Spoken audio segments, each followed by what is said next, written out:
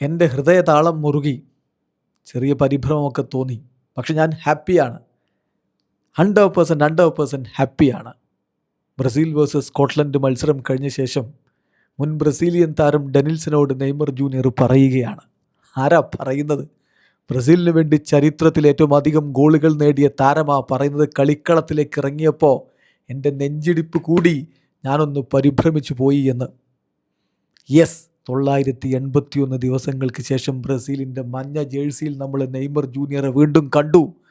അതും ലോക ഫുട്ബോളിൻ്റെ ഏറ്റവും ഉന്നതമായ വേദിയിൽ. 75-ാമത്തെ മിനിറ്റിൽ സബ്സ്റ്റിറ്റ്യൂഷൻ ബോർഡിൽ നമ്പർ 10 എന്ന് കണ്ടപ്പോഴേ സ്റ്റേഡിയം അങ്ങ് പൊട്ടിത്തെറിച്ചു.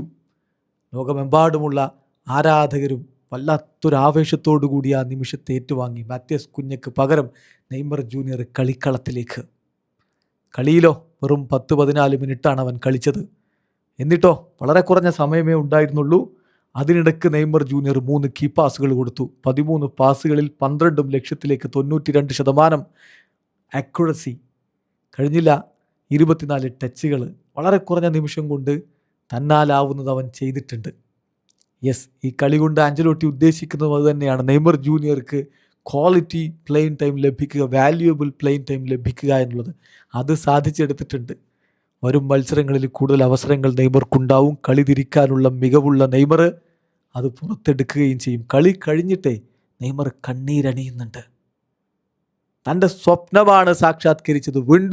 വീണ്ടും ബ്രസീലിന് വേണ്ടി കളിക്കാൻ കഴിഞ്ഞല്ലോ. എന്നിട്ട് നെയ്മർ പറയുന്നുണ്ട്, ഇന്നത്തെ ദിവസം ഞാനൊരു സ്പെഷ്യൽ ഡേ ആയിട്ട് കണക്കാക്കുന്നു എന്ന്. ആഞ്ചലോട്ടിയുടെ വാക്കുകൾ കൂടി അതിനോട് ചേർത്ത് പറയണം. നെയ്മർക്ക് പ്രത്യേക മോട്ടിവേഷൻ്റെ കാര്യമൊന്നുമില്ല. കാരണം എന്താണെന്നറിയോ? പന്ത് തട്ടിത്തുടങ്ങുന്ന ബോയ്സില്ലേ, കുട്ടികൾ, അതേ ആവേശം, അതേ പാഷൻ ഇപ്പോഴും ഫുട്ബോളിനോട് നെയ്മർക്കുണ്ട്.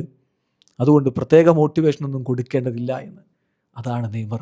ഇന്ന് പക്ഷേ അവൻ കാലെടുത്ത് വെച്ചത് ചരിത്രത്തിലേക്കാണ്. 4 വേൾഡ് കപ്പുകൾ കളിക്കുന്ന ബ്രസീലിയൻ താരങ്ങളുടെ ലിസ്റ്റിൽ ഇതിനു മുമ്പുള്ളത് ഒന്ന് ജാൽമ സാൻഡോസ് ആണ്. 1954, 1958, 1962, 1966 വേൾഡ് കപ്പുകൾ അദ്ദേഹം കളിച്ചു. പിന്നെ പെലെയാണ്, പിന്നെ കഫുവാണ്.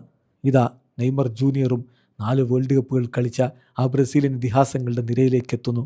പക്ഷേ മുമ്പ് പറഞ്ഞ ആ 3 പേർക്കും വേൾഡ് കപ്പുണ്ട്. ഇത്തവണ നെയ്മർ അത് നേടുമോ?